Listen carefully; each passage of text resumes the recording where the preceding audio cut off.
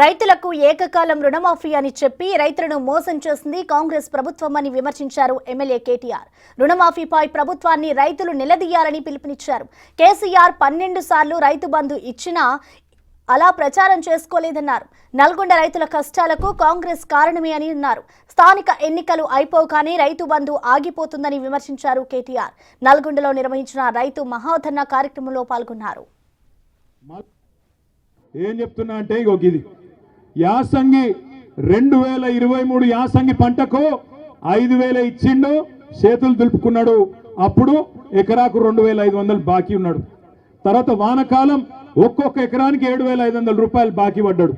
మళ్ళా ఇప్పుడు యాసంగి వచ్చింది, మళ్ళా ఇప్పుడు తప్పించుకునే ప్రయత్నంలో ఉన్నాడు.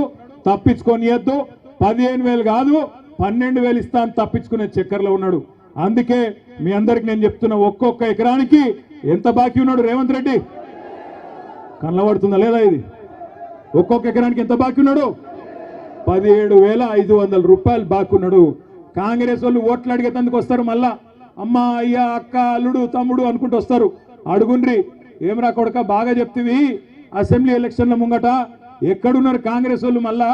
మళ్ళా కొట్లాడేది గదే కేసీఆర్ దళం కదా, గదే కేసీఆర్ బిడ్డలు కొట్లాడుతున్నారు, గదే గులాబీ జెండా కొట్లాడుతున్నది రైతుల గురించి.